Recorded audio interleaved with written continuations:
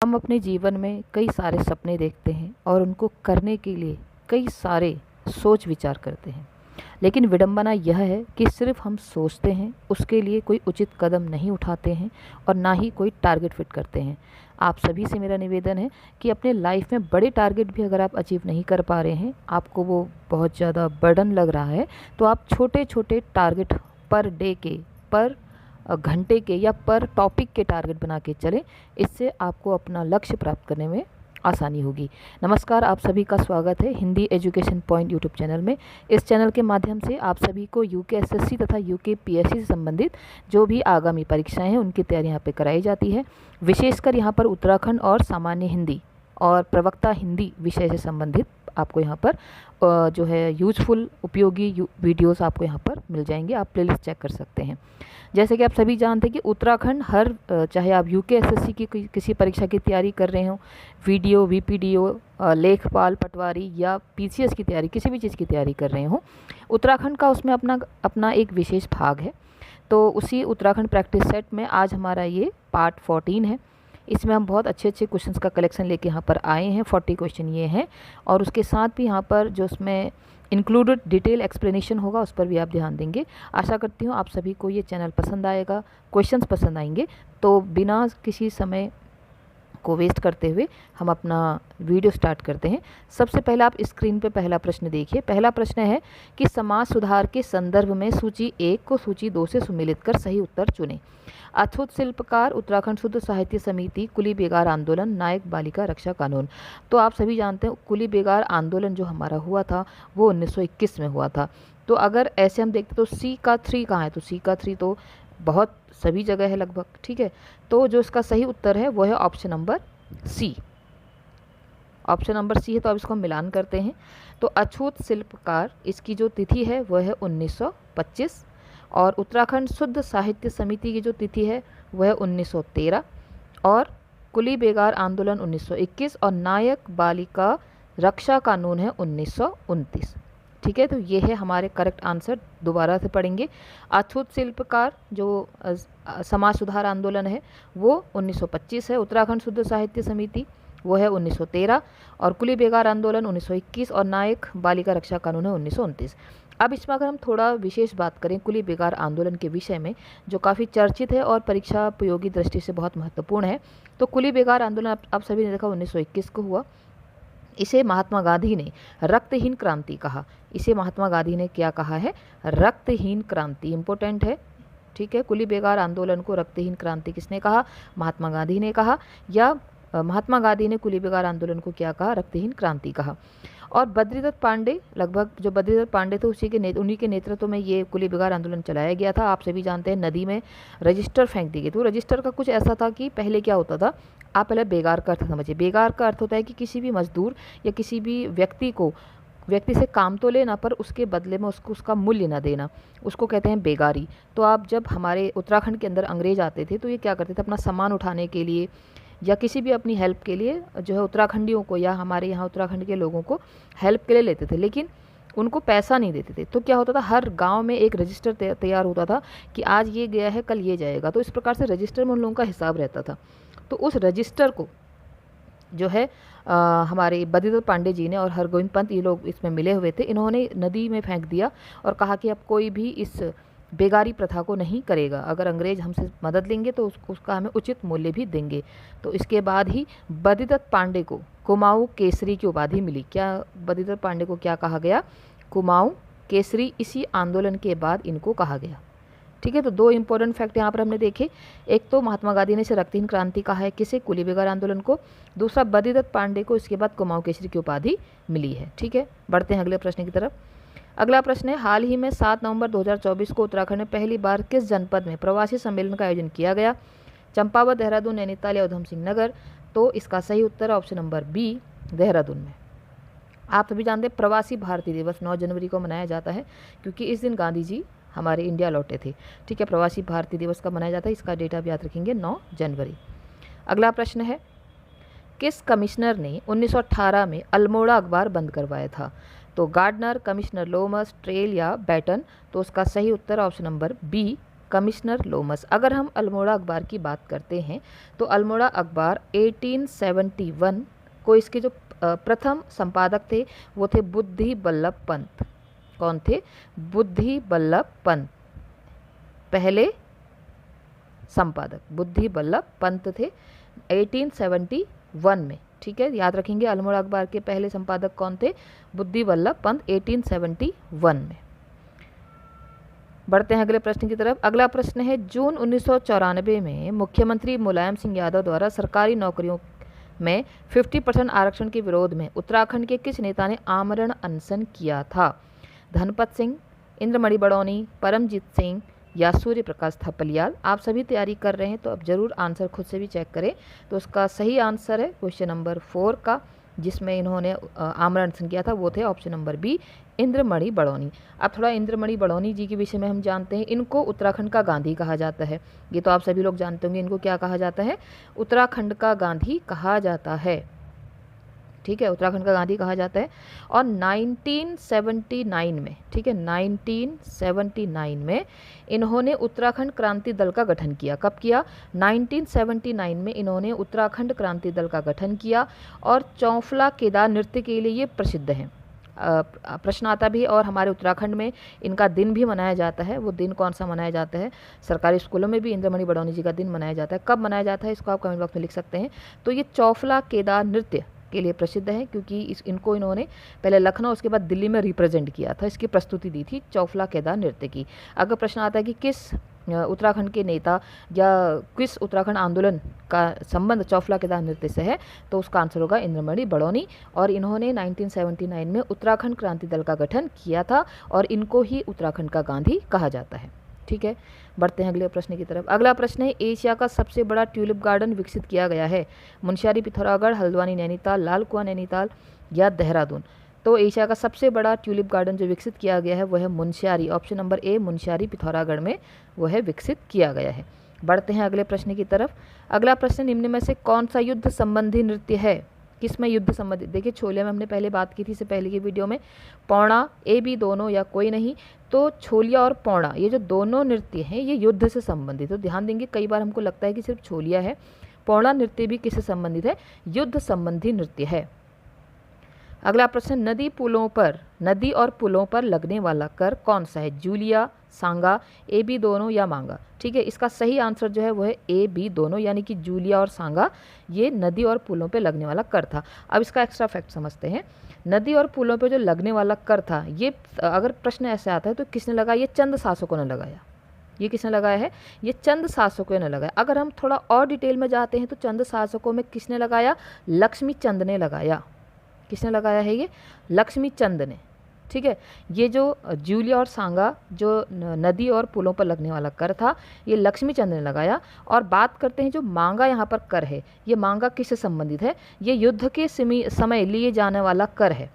ठीक है, मांगा क्या है? युद्ध के समय लिया जाने वाला कर। और जूलिया और सांगा क्या है? नदी और पुल पर लगने वाला कर। किसने लगाया? चंद शासकों ने लगाया। चंद शासकों के अंदर भी कौन है? लक्ष्मी चंद है। प्रश्न किसी भी प्रकार से बन सकता है कि युद्ध के समय लिया जाने वाला कर क्या कहलाता है? मांगा कहलाता है।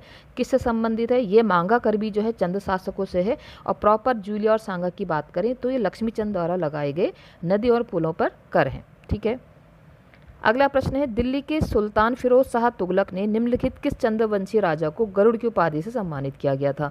इंपॉर्टेंट क्वेश्चन है, रिपीटेड क्वेश्चन आप सभी को आता होगा। सोमचंद, ज्ञानचंद, पूर्णचंद या अजीत चंद। तो उसका सही उत्तर क्या है? इसका सही उत्तर ऑप्शन नंबर बी, ज्ञानचंद। अब अगर हम बात करते हैं किसकी? ज्ञानचंद की, तो ये जो है ज्ञानचंद ये 29वां चंद शासक है।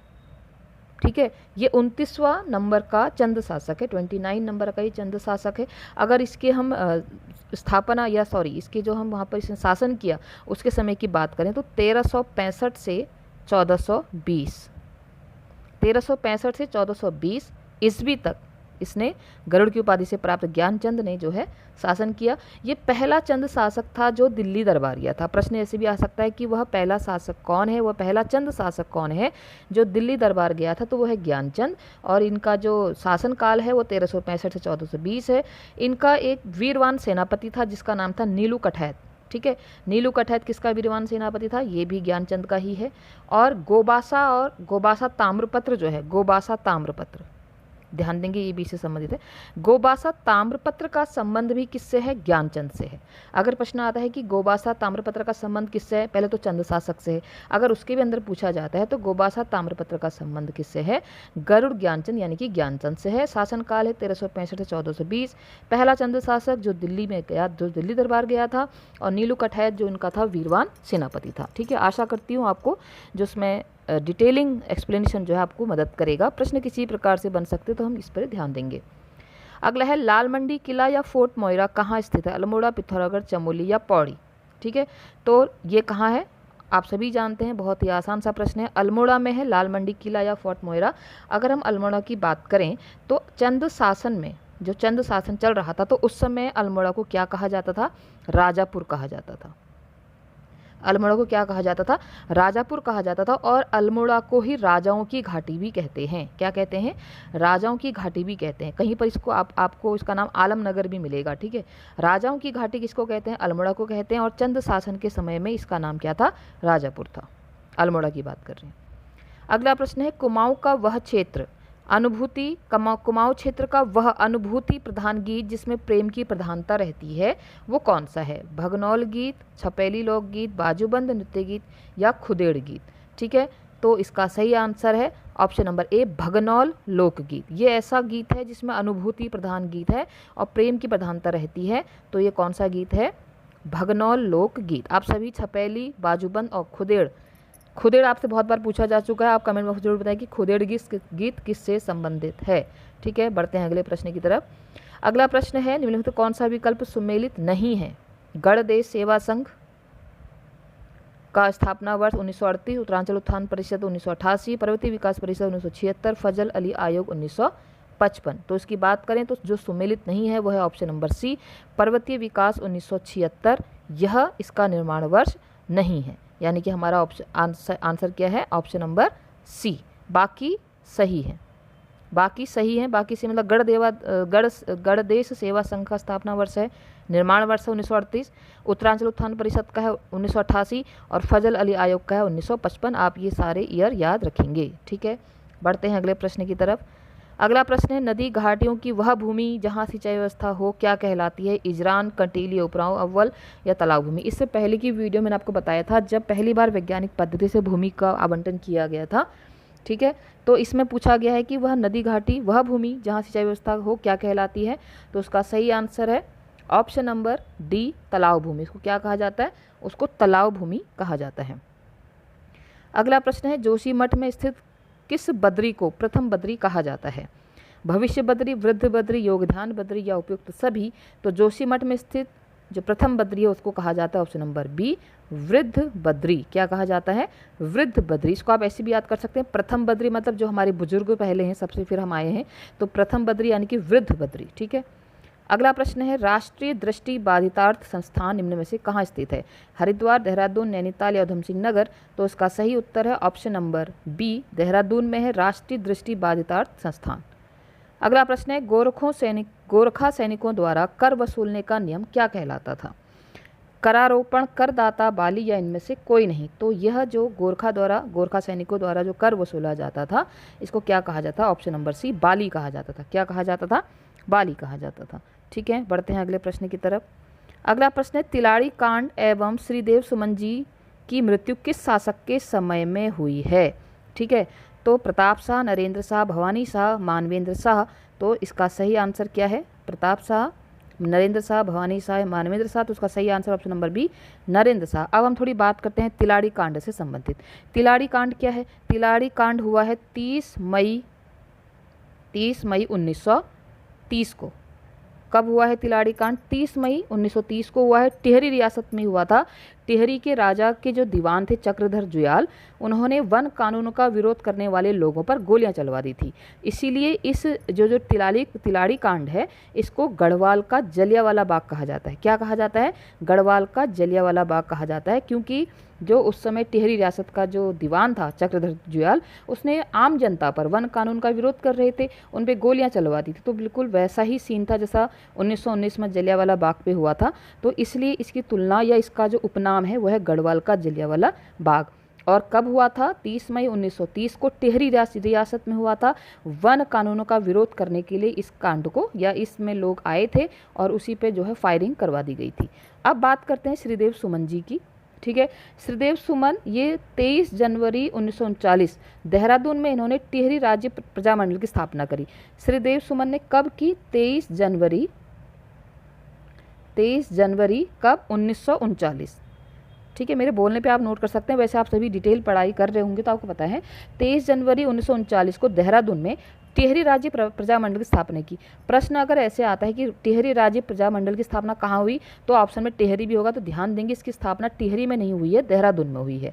ठीक है, और 3 मई 1944 से आमरण अनशन किया, क्योंकि इन पर जो है राज्यद्रोह इस तरह का इन पे जो है आरोप लग गया था। तो 3 मई 1944 से आमरण अनशन किया और 25 जुलाई 1944 को 84 दिन की भूख हड़ताल के बाद इनकी मृत्यु हो गई।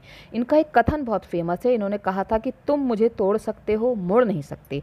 किसने कहा है? श्रीदेव सुमन जी ने कहा है। तो इनसे संबंधित हमने इंपॉर्टेंट फैक्ट जाना कि 23 जनवरी 1939 को देहरादून में टिहरी राज्य प्रजामंडल की स्थापना की, 3 मई 1944 से आमरण अनशन किया, 25 जुलाई 1944 को 84 दिन की भूख हड़ताल के बाद इनकी मृत्यु हुई और इनका कथन था तुम मुझे तोड़ सकते हो, मोड़ नहीं सकते। ठीक है, बढ़ते हैं अगले प्रश्न की तरफ। अगला प्रश्न है, उत्तराखंड के एक स्थानीय देवता के मंदिर में लोग पत्र द्वारा न्याय की गुहार लगाते, वह देवता कौन है? आप उत्तराखंडी हैं तो आप सभी को पता होगा, स्पेशली आप कुमाऊं के हैं तो आप सभी जानते हैं कि इसका सही उत्तर है ऑप्शन नंबर ए, गोलू देवता, है ना। गोलू देवता हम न्याय के देवता कहते हैं। इनके पीछे की कहानी भी आपको पता होनी चाहिए, नहीं पता है तो जरूर जाने, क्योंकि हम वर्ल्ड हिस्ट्री पढ़ते हैं लेकिन हमें अपने ही इष्ट या अपने ही जिनके आशीर्वाद से हम हैं उन्हीं के इतिहास के बारे में पता नहीं, तो पता होना चाहिए।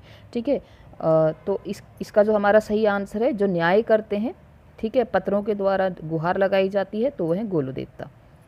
अगला प्रश्न है, निम्न नामों व उपनामों में कौन सुमेलित नहीं है? जिया रानी को पिंगला या प्योला, ये इनका उपनाम है। जिया रानी को पिंगला या प्योला कहा जाता है। मेजर जनरल माया टमटा को कुमाऊं की लक्ष्मीबाई नहीं कहा जाता, यही गलत है। ठीक है, सुमेलित नहीं पूछा गया है, क्योंकि ये जो कुमाऊं की लक्ष्मीबाई है ये भी जिया रानी को ही कहा जाता है। तो जिया रानी का जो उपनाम है वह है पिंगला या प्योला, और कुमाऊं की लक्ष्मीबाई इनको कहा जाता है। और तीलू रौतीली को गढ़वाल की झांसी की रानी कहा जाता है, और कर्णावती को नाक काटने वाली रानी कहा जाता है। ठीक है, ये आप समझ गए होंगे। तो हमारा आंसर जो है ऑप्शन नंबर बी है, क्योंकि ये सुमेलित नहीं है। कुमाऊं की लक्ष्मीबाई किसे कहा जाता है? जिया रानी को कहा जाता है। अगला प्रश्न है, 1967 में रामनगर में आयोजित सम्मेलन में पर्वतीय राज्य परिषद का गठन किया गया, जिसके अध्यक्ष निम्न में से किसे बनाया गया था? यानी कि 1967 में जब पर्वतीय राज्य परिषद बनाया गया तो उसका अध्यक्ष कौन था? ऑप्शन है दया कृष्ण पांडे को, मानवेंद्र शाह को, त्रिवेंद्र पवार को या सोवन सिंह जीना को। तो उसका सही आंसर ऑप्शन नंबर ए, दया कृष्ण पांडे को क्या बनाया गया?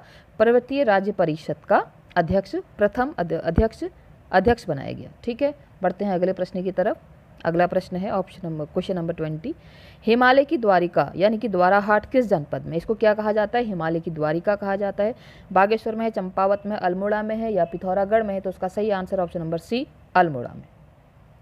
अगला प्रश्न, उत्तराखंड राज्य के पंचायती राज प्रणाली के क्षेत्र पंचायत का सचिव निम्न में से कौन होता है? ब्लॉक प्रमुख, बीडीओ, राज्यपाल द्वारा नियुक्त कोई अधिकारी या कोई नहीं? तो आप सभी जानते हैं, आप जो बीडीओ बीपीडीओ की तैयारी कर रहे हैं उनके लिए प्रश्न बहुत इंपॉर्टेंट है। तो उसका सही answer option number B, BDO. ठीक है, ब्लॉक डेवलपमेंट ऑफिसर। अगला प्रश्न है, खेला नामक स्थान पर किन दो नदियों का संगम होता है? काली गौरी, काली व टांस कह सकते हैं, काली व पूर्वी धौली गंगा, या गौरी या धौली गंगा। तो इसका जो सही आंसर है वह है ऑप्शन नंबर सी, काली व पूर्वी धौली गंगा। अगर हम बात करें खेला स्थान है कहाँ, ये खेला नामक स्थान है पिथौरागढ़ में। कहाँ है? पिथौरागढ़ में। याद रखेंगे, खेला नामक स्थान कहाँ है? पिथौरागढ़ में है, और वहीं काली व पूर्वी धौली गंगा का संगम होता है। अगला प्रश्न है, प्राचीन नैना देवी मंदिर का निर्माण श्री मोतीराम शाह जी द्वारा कराया गया था। इंपॉर्टेंट क्वेश्चन है, याद रखेंगे। नैना देवी मंदिर का निर्माण किसने कराया? मोतीराम शाह ने करवाया। जो निम्नलिखित से किस जिले में? ये तो बहुत ही आसान सा प्रश्न हो गया, प्रश्न को घुमा दिया है ना। ये तो आप सभी जानते हैं कि जो प्राचीन नैना देवी मंदिरों कहाँ है? नैनीताल में है। कहाँ है? नैनीताल में है। इंपॉर्टेंट ये था कि इसका निर्माण किसने कराया? मोतीराम शाह जी ने करवाया। अगला प्रश्न है, पवालगढ़ संरक्षण आरक्षिति की स्थापना कब हुई थी? 2005 में, 2006 में, 2012 में या 2015 में? तो इसकी जो स्थापना हुई थी वो हुई थी ऑप्शन नंबर सी, 2012 में। बढ़ते हैं अगले प्रश्न की तरफ। निम्न में से सर्वाधिक जिलों की सीमा लगती है अल्मोड़ा से, पौड़ी से, बागेश्वर से या देहरादून से? तो बहुत इजी सा प्रश्न है, क्योंकि अत्यधिक सर्वाधिक जिलों की जो सीमा लगती है वो लगती है पौड़ी से। कितने कितने जिलों की सीमा लगती है ये आप कमेंट बॉक्स में अवश्य लिखेंगे। अगला प्रश्न है, जागेश्वर में निम्नलिखित में से किस शासक ने नवदुर्गा, महिषमर्दिनी, लकुलीश तथा नटराज आदि मंदिरों का निर्माण कराया था? जागेश्वर में अजयपाल ने, हरिचंद ने, इष्टगणदेव ने या बलभद्र शाह ने? तो उसका सही उत्तर ऑप्शन नंबर सी, इष्टगणदेव ने नवदुर्गा, महिषमर्दिनी, लकुलीश तथा नटराज आदि मंदिरों का निर्माण कहाँ कराया है? जागेश्वर में कराया है। अगला प्रश्न है, चमोली जनपद में स्थित द्वितीय फूलों की घाटी कौन सी है? देखो, फूलों की घाटी हम जानते हैं, लेकिन द्वितीय फूलों की घाटी कौन सी है? वैली ऑफ फ्लावर्स, चिनाब घाटी, ए बी दोनों या सोल घाटी? तो उसका सही आंसर है ऑप्शन नंबर बी, चिनाब घाटी जो है ये द्वितीय फूलों की घाटी है। फूलों की घाटी की खोज किसने की थी, कब की थी? 1936 में फ्रैंक स्मिथ ने की थी। ठीक है। अगला प्रश्न है, the add Guru of India के नाम से मशहूर उत्तराखंडी कौन है? प्रसून जोशी, शिवांगी जोशी, उर्वशी रौतेला, इनमें से कोई नहीं। इसके ऑप्शन ही कुछ ऐसे हैं कि आप सीधा आंसर पहुंच जाएंगे प्रसून जोशी, क्योंकि ये सब तो अभिनेत्री हैं, शिवांगी जोशी और उर्वशी रौतेला। तो हमारे पास कौन बचे? प्रसून जोशी। ये the add Guru of India के नाम से मशहूर हैं और हमारे उत्तराखंड के हैं। अगला प्रश्न है, 1904 में तारादत्त गैरोला द्वारा स्थापित की गई प्रथम जातीय सभा जिसका मुख्यालय टिहरी में था, वह है गौरक्षणी सभा, क्षत्रिय सभा, शिल्पकार सभा या सरोला सभा? तो देखिए, बहुत आसान, हमको क्वेश्चन में ही बहुत सारे फैक्ट मिल गए हैं कि 1904 में इसकी स्थापना हुई। किसने की? तारादत्त गैरोला ने की। इसका मुख्यालय कहाँ है? टिहरी में है और इसका नाम क्या है? सरोला सभा। इसका नाम क्या है? सरोला सभा है। अगला प्रश्न है, उत्तराखंड पृथक राज्य आंदोलन के संदर्भ में निम्न में से कौन सा कथन गलत है? अब ध्यान देंगे यहाँ पर, क्योंकि एक इसमें गलत है, बाकी सारे सही हैं। तो जो सही है हमको उस पर फोकस करना है। पहला, 1938 में श्रीनगर में आयोजित विशेष कांग्रेस अधिवेशन में नेहरू ने पृथक राज्य की मांग का समर्थन किया था। सही है, इसको आप नोट कर सकते हैं। ठीक है, 1938 में श्रीनगर में जो कांग्रेस का अधिवेशन हुआ था। 1946 में हल्द्वानी में कांग्रेस के एक सम्मेलन में उत्तरांचल के पर्वतीय भूभाग को एक विशेष वर्ग में रखने की मांग की गई। यह भी सही है, तो आप इसको भी नोट कर सकते हैं। अब इसका जो पॉइंट नंबर 3 है वो देखते हैं।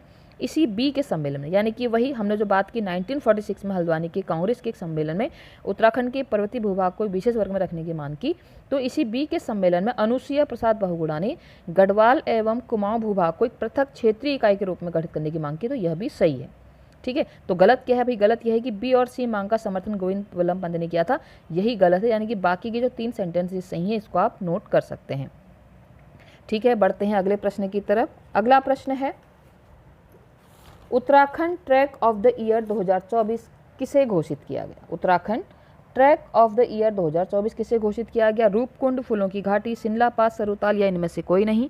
तो उसका सही answer option number C, Sinla pass Sarutal को Uttarakhand trek of the year 2024 घोषित किया गया है। अगला प्रश्न है, पौरव वंश शासन, जो पौरव वंश है, इस शासन के संदर्भ में, प्रबंध के संदर्भ में कौन सी चीज़ें सही नहीं है? ठीक है, यानी कि बाकी सही होंगे, तो उसको आप नोट करेंगे। पहला है, पौरवों ने हर्ष की शासन व्यवस्था को अपनाया था। सही है। ठीक है, पौरवों ने किसकी शासन व्यवस्था को अपनाया था? हर्ष की शासन व्यवस्था को अपनाया था। ये अपने को गौ तथा ब्राह्मण हितैषी का कहलाना पसंद करते थे। यह भी सही है। राजा जिस स्थान पर अपने परिवार के साथ रहता था उसे कोट कहते थे, जिसका अधिकारी कोटाधिकरण होता था। यह भी सही है। ठीक है, अगर हम बात करें पौरव वंश का जो संस्थापक था वो कौन था? इसका संस्थापक था विष्णुवर्मन। कौन था? विष्णुवर्मन। ध्यान रखेंगे, पौरव वंश का जो संस्थापक था वो था विष्णुवर्मन। और शासन व्यवस्था निरंकुश थी, यही इसका आंसर गलत है। ऑप्शन नंबर डी ऑप्शन गलत है। बाकी सारे सही हैं कि ब्राह्मण और हितैषी कहलाना पसंद करते थे, और जहाँ ये रहते थे उस स्थान को कोट, और जिसका अधिकारी को कोटाधिकरण, ठीक है, वो कहते थे। बढ़ते हैं अगले प्रश्न की तरफ। अगला प्रश्न है, झालीमाली देवी पूजा पद्धति पांडुलिपि की खोज किसने की? यशवंत सिंह कटोच, हेनवुड या गिदत शर्मा या शिव प्रसाद डबराल? तो उसका सही उत्तर option number A, Yashwant Singh Katoch ने झालीमाली देवी पूजा पद्धति की पांडुलिपि की खोज की थी। क्वेश्चन नंबर 34, उत्तराखंड राज्य में पाई जाने वाली जौनसारी जनजाति में निम्नलिखित किस प्रजाति के मिश्रित लक्षण पाए जाते हैं? द्रविड़ प्रजाति के, निग्रो प्रजाति के, मंगोल एवं डोम प्रजाति के, इनमें से कोई नहीं। तो उसका सही आंसर है ऑप्शन नंबर सी, मंगोल एवं डोम प्रजाति के। अगर हम राजी जनजाति की बात करते हैं तो राजी जनजाति जो है सबसे कम आबादी वाली जनजाति। ये आज के यूकेपीएससी में लोअर पीसेस का एग्ज़ाम जो था उसमें ये प्रश्न पूछा गया था कि कौन सी जनजाति की संख्या जो है सबसे कम है उत्तराखंड के अंदर, तो वो था राजी जनजाति। तो सबसे कम आबादी जनजाति वाला जो है वो है राजी जनजाति। और ये अपने आवासों को क्या कहते हैं, ये भी आप नोट कर लें। ये अपने आवासों को कहते हैं रौत्यूड़ा। अपने आवास को क्या कहते हैं? रौत्यूड़ा कहते हैं। और ये बनरौत भी इनको बनरौत भी कहा जाता है। इनको क्या कहा जाता है? बनरौत। इनको क्या कहा जाता है? इनको बनरौत भी कहा जाता है। ठीक है, तो हमने बात यहाँ पर किसकी? जौनसारी जनजाति निम्नलिखित में से, अच्छा सॉरी, हमने यहाँ पर बात की थी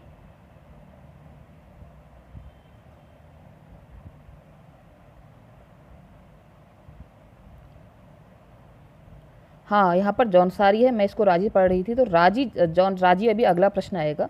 ठीक है, राजी अगला प्रश्न आएगा। जौनसारी जनजाति की बात हो रही है यहाँ पर, क्षमा कीजिए, जौनसारी जनजाति की बात हो रही है, मैं उसको राजी जनजाति समझ रही थी। तो जौनसारी जो है अपने आप को मंगोल एवं डोम प्रजाति के समझते हैं, क्योंकि अभी मैंने लोअर पीसेस का पेपर देखा तो मेरे दिमाग में राजी जनजाति ही घुसा हुआ है। तो अभी इसके लिए एक प्रश्न मैंने बनाया है, अभी आगे हम पढ़ेंगे, उसकी तरफ बढ़ेंगे। तो यहाँ पर जो इसका आंसर है वो क्या है? जौनसारी जनजाति की हमने इससे पहले वाली वीडियो में बात की थी। तो जौनसारी जनजाति के जो लोग हैं वो अपने आप को मंगोल एवं डोम प्रजाति के समझते हैं। ठीक है, किसकी बात हो रही? जौनसारी जनजाति के लिए। ठीक है, मैंने इसको राजी जनजाति समझ लिया था। अगला प्रश्न है, तराई क्षेत्र में कुमाऊं भाबर खेतिहार न्यास विधि की स्थापना कब हुई थी? 1905, 1906, 1907, 1908? तो उसका सही आंसर है ऑप्शन नंबर बी, 1906। कब हुई थी तराई क्षेत्र में कुमाऊं भाबर खेतिहार न्यास की विधि की स्थापना? 1906। ठीक है, ये आ गया वो प्रश्न जिसको लेके मैं पहले ही बहुत एक्साइटेड हो गई थी कि किस जनजाति को किंग ऑफ फॉरेस्ट कहा जाता है। ठीक है, तो जो वो वाला प्रश्न था इस पर आप दोबारा थोड़ा सा ध्यान देंगे, किसी भी प्रकार का आपको कन्फ्यूजन नहीं होना चाहिए। ठीक है, तो यहाँ पर जो जौनसारी वाली बात थी, जौनसारी जनजाति अपने आप को मंगोल एवं डोम प्रजाति के लक्षण पाए जाते हैं जौनसारी में, इस बात को ध्यान दें। यहाँ पर बाकी और कुछ आपको याद नहीं करना है। जौनसारी जनजाति अपने आप को मंगोल, और इससे हम पहले पढ़ चुके हैं, देहरादून में ज़्यादा पाई जाती है। ठीक है, जनजाति तो, और इससे पहले हम वाली वीडियो पढ़ चुके हैं इसको। अब जो मैं जिस राजी जनजाति की बात करी, जो आज के यूकेपीएससी लोअर पीसेस में प्रश्न आया है वो यहाँ से किस प्रकार आया है कि किस जनजाति को किंग ऑफ फॉरेस्ट कहा जाता है? तो अभी मैंने आपको बताया राजी जनजाति को कहा जाता है। ठीक है, राजी जनजाति के बारे में आपको क्या बताया कि ये सबसे कम आबादी की जनजाति वाला है, उत्तराखंड में सबसे कम है। और यही प्रश्न आज के यूकेपीएससी के लोअर पीसेस में आया था। और यही लोग, राजी लोग ही अपने आवासों को क्या कहते हैं? रौत्यूड़ा कहते हैं। ठीक है, बाकी यही सब सही था, मैंने वहाँ पर वो समझ लिया था। ठीक है, ये अपने आपको क्या कहते हैं? रौत्यूड़ा कहते हैं अपने आवासों को। और इनको बनरौत भी कहा जाता है। इनको क्या कहा जाता है? बनरौत। ये किसकी बात करें? हम राजी जनजाति की बात करें, ध्यान देंगे। ठीक है, कोई भी कन्फ्यूजन अपने मन में ना रखे। अगला प्रश्न है, प्रथम राष्ट्रीय वीरता पुरस्कार प्राप्तकर्ता हरीश राणा का संबंध किससे? रुद्रप्रयाग, टिहरी, चमोली या उत्तरकाशी? तो जो राष्ट्रीय वीरता पुरस्कार हैं प्राप्त करने वाले, इनका जो संबंध है वो है उत्तरकाशी से। Option number D, Uttarkashi. अगला प्रश्न है, वर्ष 2011 की जनगणना के अनुसार उत्तराखंड राज्य के सबसे कम अनुसूचित जाति जनसंख्या वाले 4 जिले घटते क्रम में क्रमशः हैं। इस प्रकार के प्रश्न आते हैं, आज के लोअर पीसीएस में भी ऐसा प्रश्न आया था। ठीक है, तो आप ध्यान देंगे। तो 4 जिले जो घटते क्रम में हैं वो है आपके ऑप्शन नंबर ए, रुद्रप्रयाग, चंपावत, बागेश्वर और चमोली। ये घटते क्रम में है, किसके रूप में? सबसे कम अनुसूचित जाति संख्या जनसंख्या वाले में, है ना, सबसे कम घटते क्रम में है। अगला प्रश्न है, निम्न में से मट्ठे से बना पेय व्यंजन कौन सा है? गुलगुला, पल्लर, ए बी दोनों, ए व बी दोनों या खीर? तो आप सभी जानते हैं गुलगुला जो होता है पुए को कहते हैं, आटे और गुड़ से बनते हैं। तो उसका सही आंसर है पल्लर। इसका आंसर क्या है? पल्लर जो है मट्ठे से बना हुआ पेय व्यंजन है। और खीर आप सभी जानते हैं। तो आज की वीडियो का अंतिम प्रश्न है, बंदरपूछ पर्वत का प्राचीन नाम क्या था? क्या है? ठीक है, कालिंदी पर्वत, भीम पर्वत, नील पर्वत या उपयुक्त सभी? तो जो बंदरपूछ पर्वत इसका प्राचीन नाम था कालिंदी पर्वत। तो एक बार आपको फिर से क्लियर कर दूं, जिसकी बात मैं कर रही थी कि जौनसारी जनजाति किस प्रजाति के मिश्र लक्षण पाए जाते हैं? मंगोल एवं डोम प्रजाति। और किस जनजाति को किंग ऑफ फॉरेस्ट कहा जाता है? राजी जनजाति। और राजी जनजाति की जो है कम आबादी वाला जनजाति है उत्तराखंड का, और राजी जनजाति ही अपने आवासों को रोतुड़ा कहते हैं, और राजी जनजाति ही जो है इनको बनरौत भी कहा जाता है। ठीक है, वहाँ पर मेरे दिमाग में राजी जनजाति था क्योंकि मैंने अभी लोअर पीसीएस का पेपर देखा था, तो मैं वहाँ पर जो है जौनसारी में बार बार राजी के बारे में बात कर रही थी, तो मैंने क्लियर कर दिया। आशा करती हूँ आप सभी को प्रश्नों का संकलन अच्छा लगा होगा। आपको प्रश्न अच्छे लगते हैं, एक्सप्लेनेशन अच्छा लगता है तो प्लीज़ लाइक करें, कमेंट करें और चैनल से जुड़े रहें। आज के लिए इतना ही। आप सभी का दिन शुभ हो। बहुत बहुत धन्यवाद।